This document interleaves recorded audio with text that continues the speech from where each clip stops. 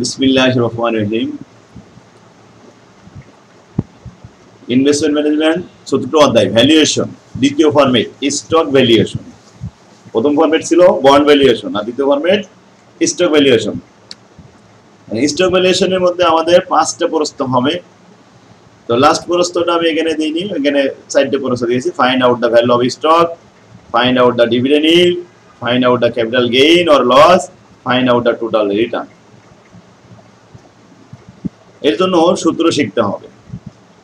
এখন value of stock এর আমাদের 2টা সূত্র আছে, 2 ধরনের সূত্র। ভ্যালু অফ বন্ডের 3টা সূত্র ছিল আর ভ্যালু অফ স্টকের 2টা সূত্র। সূত্রটা নির্ভর করবে গ্রোথ রেটের উপরে। গ্রোথ রেট 2 ধরনের থাকবে, কনস্ট্যান্ট গ্রোথ রেট আর হলো rapid growth rate, variable growth rate.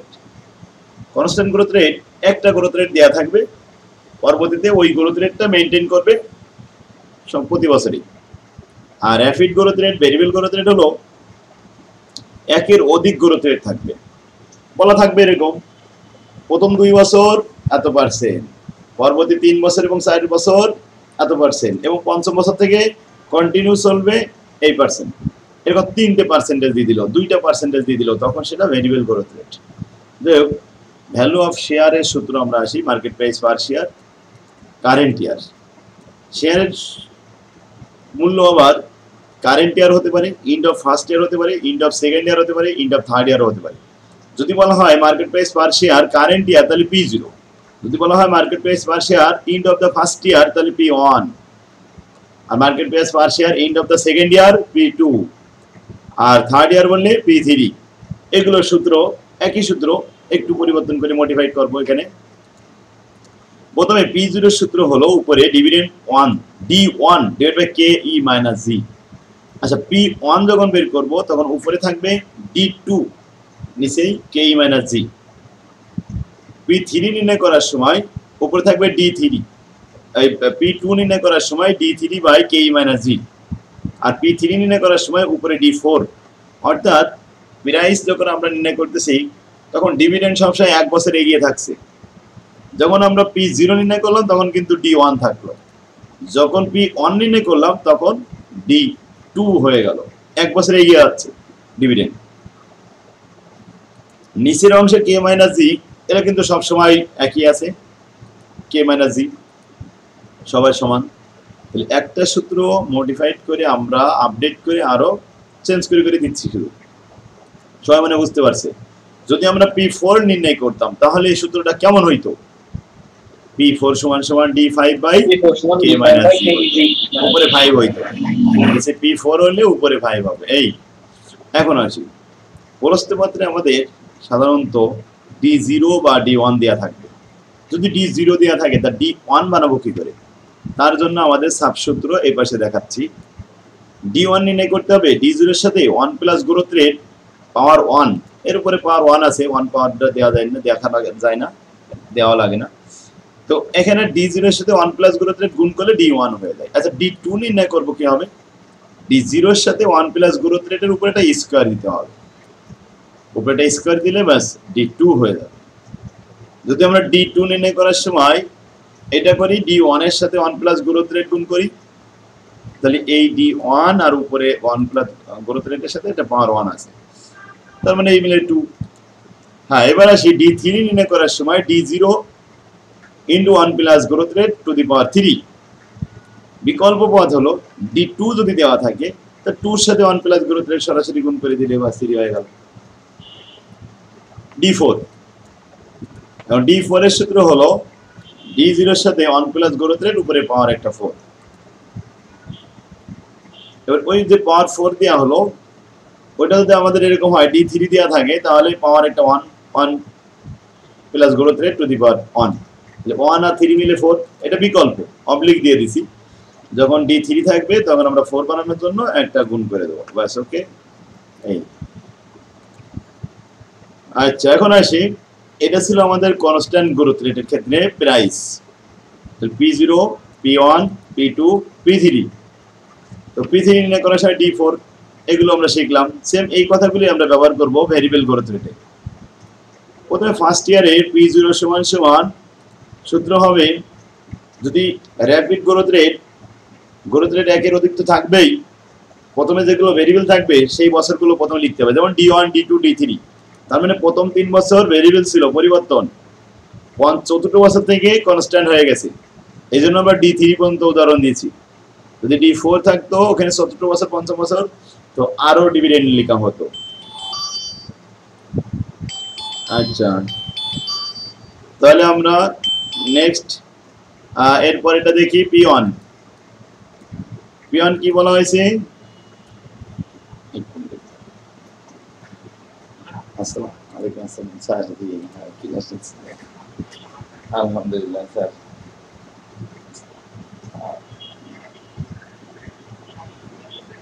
জি স্যার, হ্যাঁ আজকে আমি এমবিএ ফাইনাল ইয়ারটা পাঠাবো স্যার। আমি এখন এই ক্লাসটা রেকর্ড হচ্ছে তো, আমি আপনারে ক্লাসটা শেষ করে একটু ফোন দিই স্যার। ঠিক আছে, আসসালামু আলাইকুম। আলহামদুলিল্লাহ, তাহলে P0 আমরা পেয়ে গেলাম। P1, এই যে P1 এর সূত্রটা কি? P1 যখন লিখবো তখন কিন্তু D2 দিয়ে শুরু করব। এই D1 এর যে অপশনটা এটা ফেলে দেব, যে D2 আর D3 থাকবে আর P3 থাকবে, কারণ P1 বের করতেছি।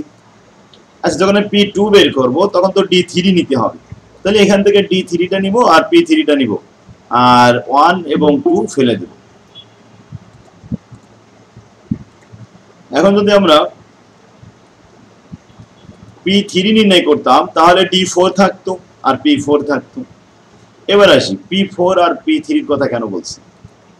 ডিভিডেন্ড যদি আমাদের প্রথমে গ্রোথ রেট 3 বছর হয় তো D1 D2 D3, পরবর্তীতে প্লাসের পরে যেমন আগে আমরা আরভি লিখতাম লাস্টে সূত্রের শেষে 1 নম্বর ফরম্যাটে, এখানে আমরা লিখবো P তে প্রাইস, অর্থাৎ প্রথম 3 বছরের ডিভিডেন্ড তার প্রেজেন্ট ভ্যালু, আর 3 বছর পরে যায় যে পির মান হবে, প্রাইসের মান হবে ওই প্রাইসের প্রেজেন্ট ভ্যালু। এই জন্য সূত্রটা এমন হয়েছে। যাক, সূত্রটা দেখে তো বুঝতে পারছেন। এবার আমরা অঙ্কের দিকে চলে যাই। এই মার্কেট প্রাইস পার শেয়ার শেখাবো। তার আগে একটু ডিভিডেন্ড ইল্ডটা দেখাই দিই। First year, second year, third year dividend yield, লভ্যাংশ আয়ের হার। এখন লভ্যাংশ যে টাকা পাবো সেই টাকাকে আমরা প্রাইস দ্বারা ভাগ করব এবং 100 দ্বারা গুণ করব, কত পার্সেন্ট লভ্যাংশ পেয়েছি আমরা পেয়ে যাব। যেমন মনে করেন D1 কে P0 দ্বারা ভাগ করে 100 দ্বারা গুণ করব। এটা পেলাম কোথায়? এটাও যদি আমরা দেখাতে চাই তাও দেখানো যাবে। এই যে এখানে কি ছিল, P0 = D1 কে K - G দ্বারা ভাগ করেছিলাম, আর এবার আমরা P0 দ্বারা D1 কে ভাগ করে 100 দ্বারা গুণ করলে ডিভিডেন্ড ইল্ড পেয়ে যাব। যাই হোক, সূত্রটা আমরা এটা দেখলাম। এখন যদি সেকেন্ড ইয়ার হয় তাহলে D2 কে ভাগ করব P1 দ্বারা, থার্ড ইয়ার হলে D3 কে ভাগ করব P2 দ্বারা। আচ্ছা, এবার আসি ক্যাপিটাল গেইন। ক্যাপিটাল গেইন হলো P1 - P0 / P0 × 100। Capital gain P1 - P0। এবার সেকেন্ড ইয়ার যদি হয় তাহলে P2 - P1 / P1 × 100। ক্লিয়ার?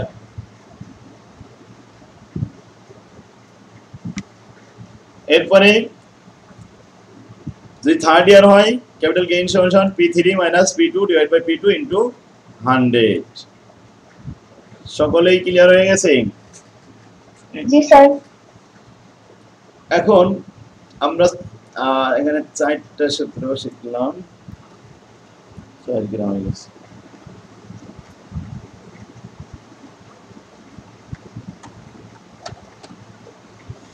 পাঁচ নম্বর সূত্র হলো টোটাল রিটার্ন, অর্থাৎ dividend yield plus capital gain, এই দুইটা যোগ করলে যা হবে এটা হচ্ছে টোটাল রিটার্ন। লাস্টে আমরা অঙ্কের ভিতরে দেখাবো এটা, আর আলাদা কোনো সূত্র না, যোগ করা শুধু। এখন অঙ্ক দেখতে শুরু করি। 1 নম্বর প্রবলেমটা বলা আছে Sonia incorporation of currently page an annual year ended dividend 3 টাকা পার শেয়ার। বছর শেষে ডিভিডেন্ড দেওয়া হবে 3 টাকা। এখানে ডিভিডেন্ড দেওয়া হলো 3 টাকা, এটা D0। It plan to increase this by 5% next year.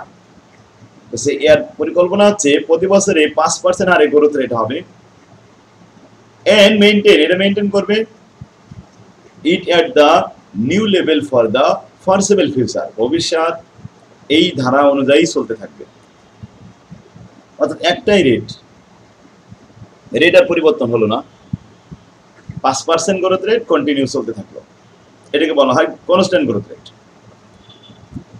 If the required on this the farm stock is 8%, যদি ডিসকাউন্টের হার 8% হয়, what is the value of the Sonia's stock? তাহলে সোনিয়ার এই স্টকের দাম কত? এখন আমরা তো স্টক প্রাইস নির্ণয় করব, খুঁজতেছিলাম যে র্যাপিড গ্রোথ রেট নাকি কনস্ট্যান্ট গ্রোথ রেট। তো কনস্ট্যান্ট গ্রোথ রেট পেয়ে গেছি, একটাই 5% কনস্ট্যান্ট গ্রোথ রেট, এরপরে আর কোনো পরিবর্তন হয়নি, ভবিষ্যতে এই ধারাটাই অব্যাহত থাকবে।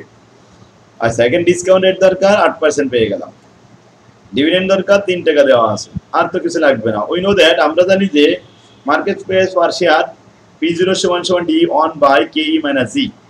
এয়ারে D0 আমরা লিখছি 3 টাকা, কিন্তু আমাদের তো লাগবে D1, তাহলে D1টা বের করি, D0 এর সাথে 1 প্লাস গ্রোথ রেট গুণ করলাম, 3 টাকা 15 পয়সা আসলে আছে। G এর মান 5%, K এর মান 8%, মানগুলো বসিয়ে ক্যালকুলেশন করে 105 টাকা পেয়েছি, এটা হলো P0 এর মান।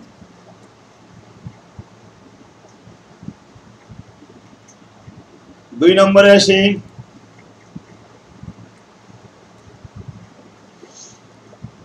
হ্যারিসনের কি কি আছে ইনফরমেশন দেওয়া, বলছে কারেন্টলি সেল ফর 20 টাকা এ শেয়ার। এখানে কিন্তু P0 এর মান দেওয়া হয়েছে, P1 বানাতে হবে। The stock just paid the dividend 1 টাকা শেয়ার, 1 টাকা এখনই জাস্ট পেইড করলো, দা পেইড হয়ে গেছে, এটা D0 1 টাকা। Dividend is expected to grow, জির মান এট এ কনস্ট্যান্ট রেট 10%, কনস্ট্যান্ট লেখা রয়েছে কিন্তু। বলছে what stock price is expected 1 ইয়ার, মানে এন্ড অফ দ্য ফার্স্ট ইয়ার যাকে বলা হয়, ফ্রম নাও, এখন থেকে 1 বছরের শেষে কত টাকা হবে এটা দেখাও, P1 দেখাও। What is the record rate of the return of company, record rate of রিটার্নও দেখাতে হবে কোম্পানির, আয়ের হারও কত।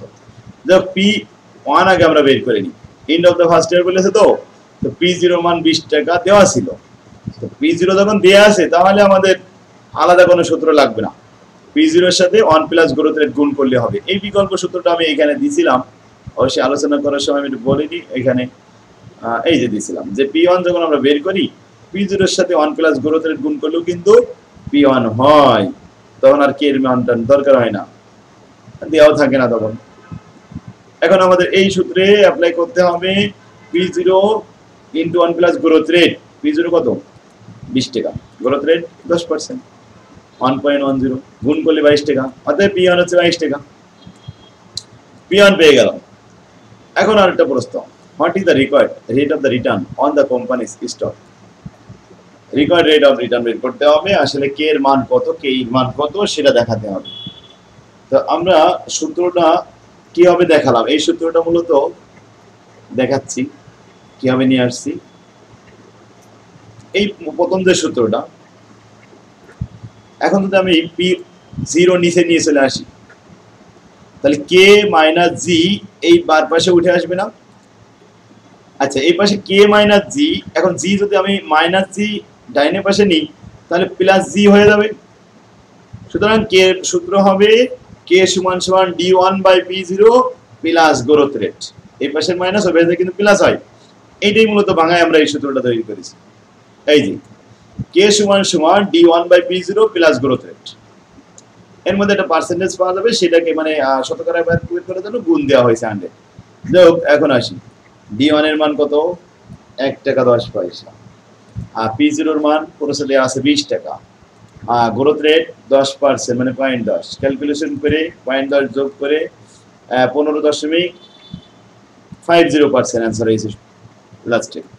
K এর মান হলো 15.50%।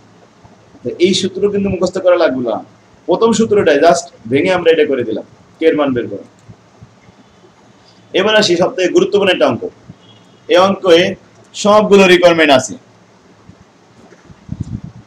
Asus computer experiencing a period of rapid growth rate. The earning and dividend are expected to grow at a rate of 15% during next 2 years.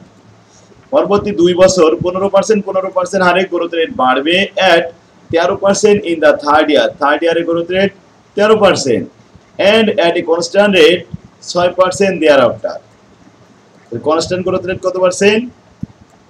6%। Clear? তিনটে গ্রোথ রেট পেয়েছি, প্রথম 15%, 2 বছর 13%, third year only third year মানে 1 বছর, তাহলে 3 বছর হয়ে গেল। আর constant growth rate 6% thereafter, continue চলবে ইনফিনিটি পর্যন্ত, অসীম। তাই তিনটা রেট পেয়ে গেছি। বলছে আসোস লাস্ট ডিভিডেন্ড ওয়াজ 20 টাকা, গত বছরে কিন্তু ডিভিডেন্ড দিয়েছিল 20 টাকা। এটা D0, এটা D1 বানাতে হবে, D2 বানাতে হবে। And the required rate of the return, discount rate এর মান কত? 12%। এখন আসি calculate the value of the stock today. এই টুডে বললে আমাদের P0 বের করতে হয়। তো P0 এর সূত্র, যেহেতু আমাদের এখানে গ্রোথ রেট প্রথম 3 বছর ভেরিয়েবল ছিল, 17 বছর থেকে কনস্ট্যান্ট হয়েছে। তা আমি একটু হিয়ারে আপনাদের দেখাই দিই। D0 20 টাকা, কে এর মান 12%, ঠিক আছে। এবার গ্রোথ রেট প্রথমে বলছে গ্রোথ রেট ফার্স্ট, তিনটে গ্রোথ রেট তো, তাই ফার্স্ট 15% আপ টু 2 ইয়ার্স, প্রথম 2 বছর চলবে 15 করে। এবং গ্রোথ রেট সেকেন্ড যেটা, সেটা হচ্ছে 13% অনলি থার্ড ইয়ারের জন্য। আর গ্রোথ রেট 3 যেটা 6% ফ্রম ইয়ার 4 টু ইনফিনিটি, 17 বছর থেকে শুরু হবে, কন্টিনিউ চলতে থাকবে। এই এখন আমরা সূত্র লিখলাম যে P0 সমান present value of DI, dividend যেগুলো আছে ওগুলোর present value plus present value of PI, প্রাইসের প্রেজেন্ট ভ্যালু। প্রথম 3 বছর পেলে D1, D2, D3 লেখা হয়েছে। আর প্লাস যদি D3 পর্যন্ত আমরা থেমে যাই তাহলে P3 দিতে হবে, আর D4 পর্যন্ত আসলে P4 লিখতে হবে। নিচে 1 প্লাস কে, কে দ্বারা ডিসকাউন্ট করতে হবে, 1 প্লাস কে 1 প্লাস কে 1 প্লাস কে দ্বারা ডিসকাউন্ট করতে পাওয়ার প্রথমটা 1 2 3। এই এখন আসি আমরা ডি এর মানগুলো কোথায় পাবো? এই ডি তো আমাদের 0 দেওয়া ছিল, তো D1 নির্ণয় করতে হবে। D1 সমান D0 1 প্লাস গ্রোথ রেট, আবার D2 সমান D1 এর সাথে 1 প্লাস গ্রোথ রেট, আবার ডি। এখন একটা কথা আছে, প্রথম দুইটা কিন্তু 15% ছিল, তাই গ্রোথ রেট 15% লেখা হয়েছে। থার্ড ইয়ারে যখন D3, তখন D2 এর সাথে 1 প্লাস গ্রোথ রেট, এখানে গ্রোথ রেট কিন্তু 13%, তো 13% নেওয়া হলো। এই যে থার্ড ইয়ারের জন্য গ্রোথ রেট 13%। আচ্ছা, এতে আমাদের 29 টাকা 89 পয়সা পাওয়া গেল। D4 হচ্ছে D3 এর সাথে 1 প্লাস গ্রোথ রেট, তো 29 টাকা 89 পয়সার সাথে 1.06 গুণ করলে 31.68 পয়সা। এই হলো D4 এর মান। ক্লিয়ার? এখন D4 কেন বানানো? এখানে আমাদের D3 লাগবে। D4 লাগবে এই জন্য যে আমাদের P3 নির্ণয় করতে গেলে D4 লাগে, এই জন্য আমরা D4 অগ্রিম আগে তৈরি করে নিলাম। এবার P3 নির্ণয় করি। D4 বাই কে মাইনাস জি, কে এর মান 12, জি এর মান 6, লাস্টের যে গ্রোথ রেট 6%। তাহলে এখন আমরা 0.12 থেকে 0.6 বাদ দিয়ে এবার ভাগ করে 100, এখানে কত পেয়েছি? 528 টাকা পেয়েছি। ক্লিয়ার? P0 পাইলাম 528 টাকা।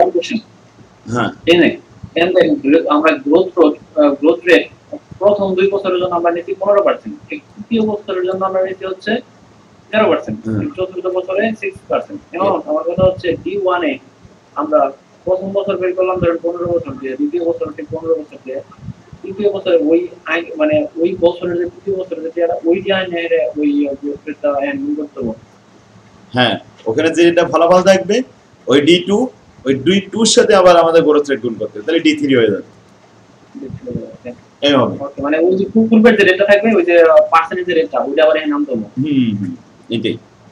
তার মানে হিয়ারে আমাদের একটা বড় অঙ্ক হয়ে যাচ্ছে। আর এটা মান এবার বহাই দিলাম, দিয়ে দেখি যে আমাদের এখানে 438 টাকা 73 পয়সা চলে আসলো P0। এখন আসি দ্বিতীয় প্রশ্নটা, বলা আছে calculate the market price per share P1 আর P2, মানে end of the first year আর end of the second year. P1 নির্ণয় করতে গেলে D1 চলবে না, D2 থেকে শুরু করতে হবে। তাহলে এখানে এই সূত্রই থাকবে, D2 আর D3 থাকবে, আর D1টা অপশনটা ফেলে দিতে হবে। উই নো দ্যাট, আমরা জানি P1 সমান D2 আর এদিকে D3 আর P3, নিচেই 1 প্লাস কে 1 প্লাস কে, কয়টা? ফার্স্ট আর সেকেন্ড, তাই এটা প্রথম 1 আর এটা 2, এখানে 2। এখানে ধরো আবার 3 পাওয়ার না দেওয়া হয়ে যায়, উপরে 3 আছে বলে নিচে পাওয়ার 3, এরকম না হয়। এখন D2 এর মান আমরা এই জায়গা থেকে নিয়ে আসি 26 টাকা 45 পয়সা। D3 এর মান 29 টাকা 89 পয়সা আর P3 এর মান 528 টাকা।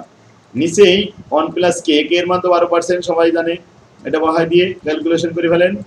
এই যে 468 টাকা 45 পয়সা, এটা হলো P1 এর মান। আগে ছিল 438 টাকা না 68 টাকা, 30 টাকা বেড়ে গেছে। এবার P2 second year, and of the second year P2 হলে D3 দিয়ে শুরু হবে। তাহলে এই সূত্রের মধ্যেই D3 থাকবে, D2 বাদ যাবে। তো D3 P3 এক বছর, অনলি এক বছর সময়, সুতরাং পাওয়ার 1। এখন আমরা D3 এর মান লিখলাম 29 টাকা 89 পয়সা আর P3 এর মান লিখলাম 528 টাকা। ব্যাস, ডিসকাউন্ট করে দেন, ফলাফল যোগ করেন, তাহলে 498 টাকা হয়ে গেল। কোথায় 468 ছিল, 498, আরো 30 টাকা বেড়ে গেল, P2 পেয়ে গেলাম। তাহলে তিনটা বছরের প্রাইস, একটা হলো P0, একটা হলো P1, একটা হলো P2। ব্যাস। এবার নেক্সট প্রশ্ন বলা হচ্ছে calculate the dividend yield first year, second year and third year. তো ডিভিডেন্ড ইল্ডের সূত্র আমরা শিখেছিলাম, D1 কে P0 দ্বারা ভাগ করতে হবে ইনটু 100। এই যে D1 আছে 23 টাকা, P0 এর মান 438 টাকা 73 পয়সা, ভাগ করে 100 তে গুণ করেন 5.24%। সেকেন্ড ইয়ার যদি হয় তাহলে D2 by P1 divided by, এখানে ভাগ করে দিই ইনটু 100। তাহলে D2 এর মান 26 টাকা 45 পয়সা, P1 এর মান 468 টাকা 41 পয়সা, ভাগ করে 100 তে গুণ করলাম 5.65%। Next third year, D3 by P2, D3 এর মান 29 টাকা 98 পয়সা, 89 ডিভাইডেড বাই 498 টাকা 171 পয়সা ইনটু 100, এটা হলো 6%। তাহলে first year, second year, third year dividend yield 3 বছরে শেষ, কমপ্লিট। নেক্সট প্রশ্ন capital gain. Capital gain yield, এখানে বলছে ডিভিডেন্ড ইল্ডের পরে capital gains for the first, second and third year. তো ফার্স্ট ইয়ারের ক্যাপিটাল গেইনটা হলো প্রাইসের পরিবর্তন দেখাতে হয়, যেমন P1 থেকে P0 বাদ, তো P1 minus P0 divide by P0 into 100 first ইয়ারের জন্য। এখন P1 এর মান তো আমরা দেখেছি 468 টাকা 41 পয়সা ছিল। এরপরে P0 মান ছিল 438 টাকা 73 পয়সা, বাদ দিয়ে P0 দ্বারা ভাগ করে 100 দ্বারা গুণ করলে 6.76%। এইগুলো ফার্স্ট ইয়ার। এবার সেকেন্ড ইয়ারে তো P2 minus P1 divide by P1 into 100। Third ইয়ারে P3, তাহলে P3 minus P2 divide by P2 into 100। এটা হলো 6.35 আর এটা হলো 6% অনলি। তাহলে ক্যাপিটাল গেইন তিন রকম হলো, ক্যাপিটাল গেইন পাইলাম, ডিভিডেন্ড ইল্ড পাইলাম। এখন আসি ক্যালকুলেশন অফ টোটাল রিটার্ন। এখানে সবচেয়ে মজার বিষয় হলো টোটাল রিটার্নটা সবসময় সমান থাকবে প্রতি বছরে, যেমন dividend yield plus capital gain. Capital gain আর ডিভিডেন্ড ইল্ড এই দুইটা যোগ করলে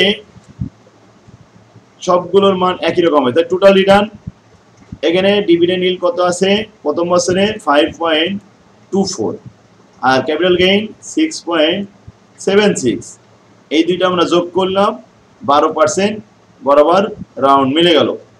second year dividend plus capital gain.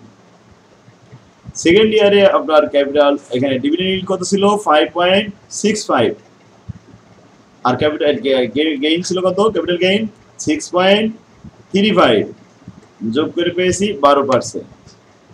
Next third year dividend yield 6%, capital gain 6%, এই 6 আর 6 12%, অতএব প্রতি বছরে এই 12% হয়েছে না, first year, second year, third ইয়ার, এটা মিলে যাবে। স্যার না মিললেও কি স্যার একটু কম বেশি হলে মিলাই দিতে হয়? হ্যাঁ, যদি একটু কম বেশি হয় পয়েন্টের পরে কোনো রকম, তাহলে এটা মিলাই দিতে হবে। আর যদি একান্তই না মিলে, না মিলার কারণ কি, উপরে তাহলে ভুল গেছে, তাই এটা মিলতে হবে, সিস্টেম অনুযায়ী তো মিলতে হবে।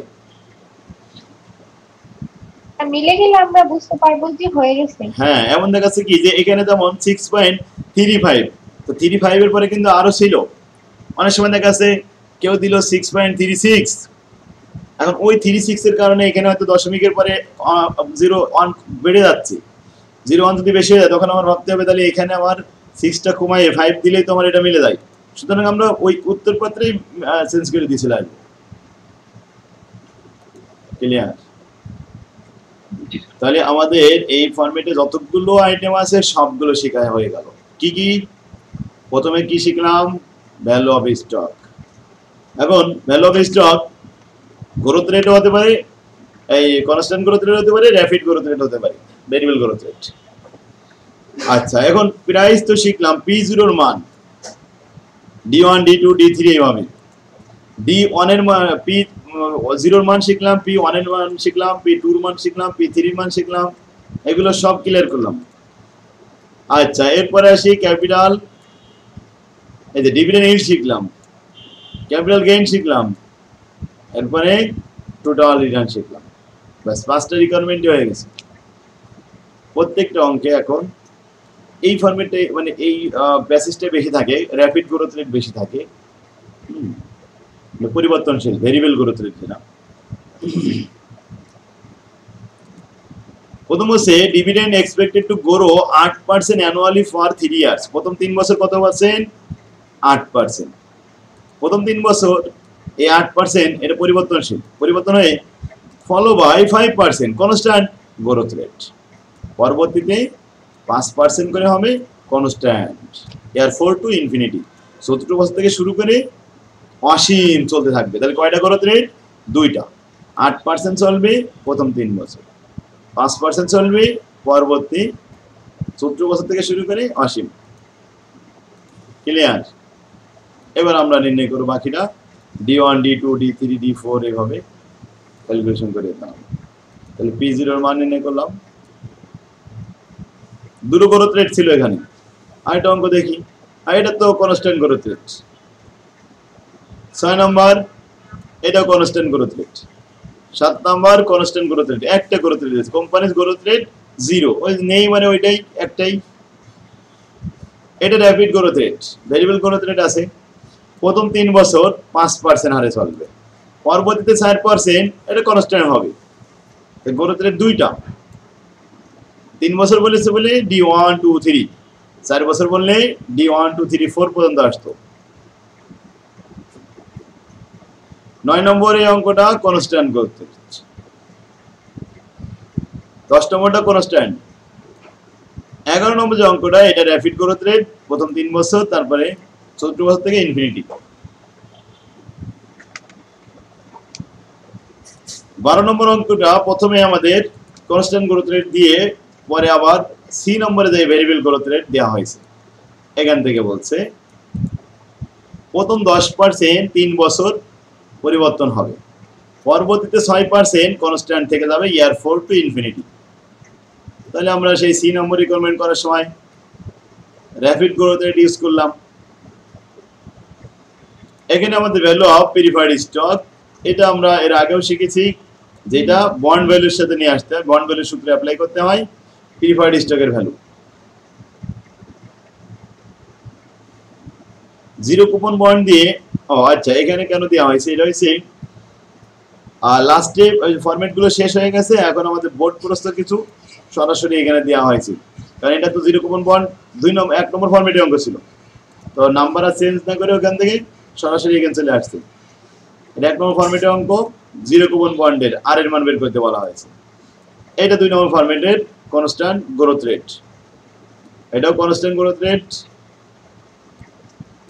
17 নম্বর সি নম্বর যে দেখাছিলাম না, প্রথমে কনস্ট্যান্ট ছিল 2টা, পরে দেয় আমাদের র‍্যাপিড গ্রোথ রেট হয়েছে 5% প্রথম ফার্স্ট 3 ইয়ার্স, আর 4% পরবর্তী এয়ারফোর টু ইনফিনিটি। 70 বছর থেকে শুরু হয়ে 4% কনস্ট্যান্ট হয়ে যাবে। এই তাহলে variable growth rate, constant growth rate সম্পর্কে মোটামুটি জানলাম। এখন এই অঙ্কগুলো সব একই অঙ্ক। 18 নম্বর অঙ্ক 17 সালে আসছে। প্রথম 2 বছর ভেরিয়েবল, তারপরে আমাদের কনস্ট্যান্ট, এটা 1 বছর বলা আছে। এই অঙ্কটা বলছে প্রথম 6 বছর, এখানে বলছিল 15% growth rate 6 year, and then তারপরে 8% growth rate constant growth rate infinity. তো এখান থেকে 2টা গ্রোথ রেট, প্রথম 15% 6 বছর, 15% 6 বছর, সপ্তম বছর থেকে শুরু হবে 8%। তাহলে পি এখানে D6 P6, এই জন্য এটা বড় দেখা যাচ্ছে। 6 বছর প্রথমে গ্রোথ রেট ভেরিয়েবল,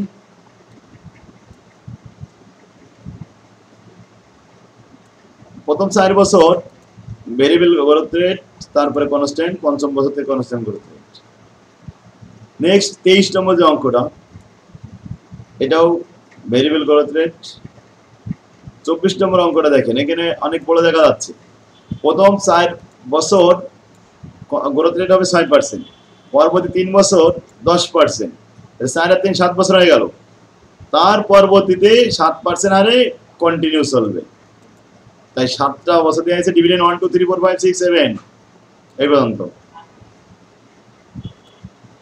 18 সালে এটা কনস্ট্যান্ট গ্রোথ রেট আছে, আবার 18 সালে 26 নম্বর অঙ্কটা, এটাও কনস্ট্যান্ট গ্রোথ রেট।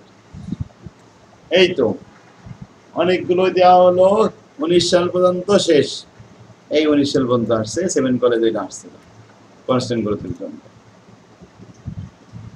তাহলে আজকে এই পর্যন্ত থাকলো এই 2 নম্বর ফরম্যাটে অঙ্ক। সবাই